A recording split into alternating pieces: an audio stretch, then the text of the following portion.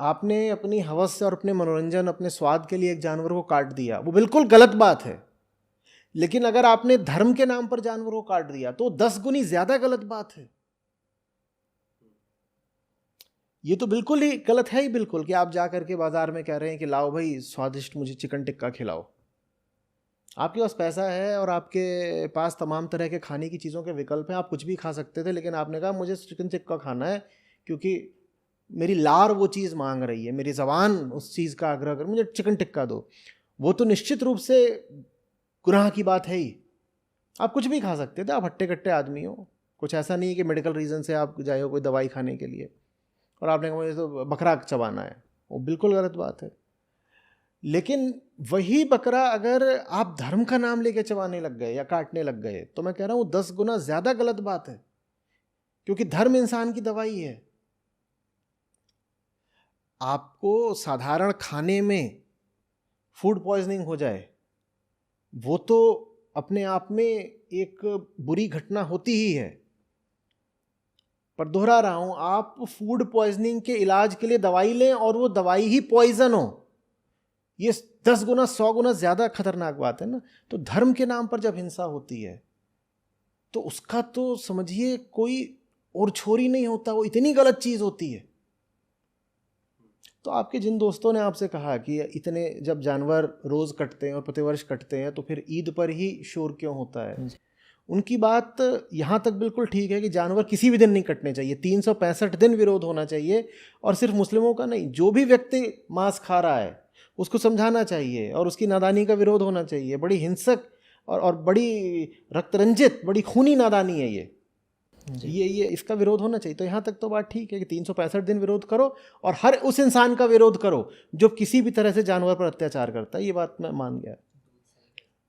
लेकिन ये भी बात माननी पड़ेगी कि जब धर्म के नाम पे बलि या कुर्बानी दी जाती है तो वो बात 10 गुना 100 गुना ज्यादा गलत होती है, क्योंकि धर्म का काम है हमें अहिंसा की ओर ले जाना, और धर्म ही हिंसा अगर करवाने लग गया तो इंसान को अब कौन बचाएगा। मनुष्य तो पैदा ही हिंसक होता है। आप एक छोटे बच्चे को देखो, उसकी सारी जो टेंडेंसीज हैं वो वायलेंट होती हैं।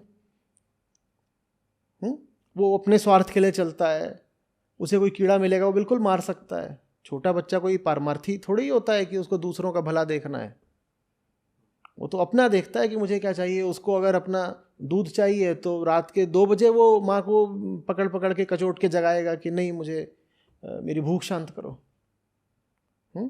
तो हम तो पैदा ही होते हैं स्वार्थी, और धर्म का काम है हमें उस स्वार्थ से मुक्त कराना। उसकी जगह धर्म ही अगर हमें स्वार्थ का पाठ पढ़ाने लग गया कि तुम अपनी धारणाओं के लिए किसी की गर्दन काट सकते हो, अगर धर्म भी ये काम कराने लग गया तो हमें कौन बचाएगा फिर। पर मैंने इसमें देखा है कि एक तर्क ये भी दिया जाता है कि हम स्वार्थ के लिए नहीं काटते, हम तो मानते हैं ये कि जो मांस हम काटते हैं ईद के दिन, जो कुर्बानी दी जाती है, उस मांस के 3 हिस्से किए जाते हैं, एक अपने लिए, एक अपने रिश्तेदारों के लिए और एक गरीबों के लिए। तो ईद के दिन जो कुर्बानी दी जाती है उससे गरीबों में मांस बंटता है। तो ऐसे बहुत से लोग हैं, परिवार हैं जिनको अरे शायद भाई मांस ना गरीबों मिले। में मांस क्यों बांटना है, इसका तुक क्या है। गरीबों में मांस क्यों बांटना है, गरीब को मांस क्यों चाहिए। भाई गरीब को आहार चाहिए, गरीब को शिक्षा चाहिए, गरीब को रोटी चाहिए। गरीब को मांस क्यों खिला रहे हो, क्या करेगा मांस का। तुक क्या है कि गरीब को मांस देना है, क्यों देना है गरीब को मांस। मैं कह रहा हूं अमीर को भी मांस नहीं चाहिए, तुम्हें गरीब को मांस क्यों देना है। मांस की जरूरत तो वैज्ञानिक बात यह है कि किसी अमीर को भी नहीं है। मांस एक बेतुकी चीज है जो सेहत के लिए भी अच्छी नहीं होती। गरीब को मांस क्यों दे रहे हो, गरीब की आवश्यकताएं क्या हैं। गरीब से कभी पूछा कि तुझे क्या चाहिए। और गरीब के शरीर में अगर कुछ मान लो मिनरल्स की, विटामिन्स की कमी भी है तो वो कमी मांस से पूरी होगी, या जितने पैसे में मांस आता है उतने पैसे से अन्य आहार बहुत सारे आप उसको दे सकते हो। उदाहरण के लिए मान लो मैं एक भिखारी हूं और मैं बहुत कमजोर हो गया हूं, मैं 30 किलो का हो गया, बिल्कुल मैं भिखारी हूं, और मेरे शरीर में हर चीज की कमी हो गई है, vitamin A B C D सब लाइन से, और जितने मिनरल्स हैं वो भी सब कम है, सोडियम पोटेशियम आयोडीन मैग्नीशियम सब मेरे शरीर में कम हो गया है, और मैं तुम्हारे सामने पड़ता हूं तो तुम क्या करोगे। तुम मुझे 1000 रुपये का केक खिलाओगे नहीं। और कहोगे कि देखो मैंने कितनी भलाई करी है, पूरे 1,000 का केक खिलाया इसको, ये मैंने दान करा है।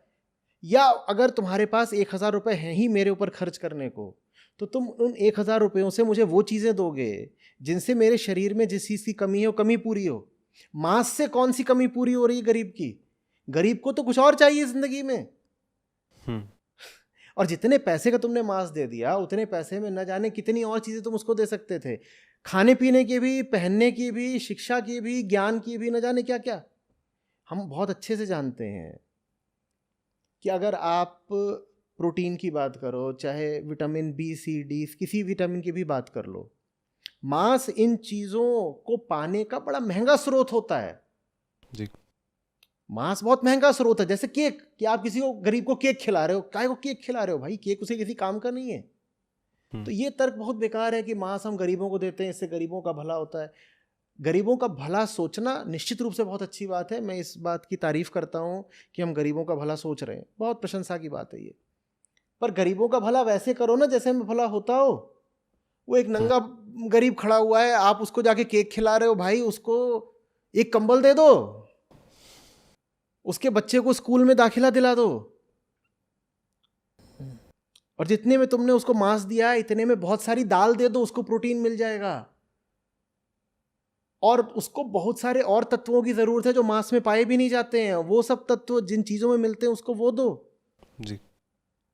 मांस देने का तुक क्या बनता है? ये तो एक तरह से अपने आप को समझिए कि जैसे खून के कर्ज से मुक्त करने वाली बात है। अपने दामन पे जो खून के छींटे पड़े हैं, वो छींटे पोंछने वाली बात है कि हमने सारा खुद थोड़ा ही खा लिया, हमने 1/3 गरीब को भी खिला दिया। गरीब ने कब कहा था उसको चाहिए?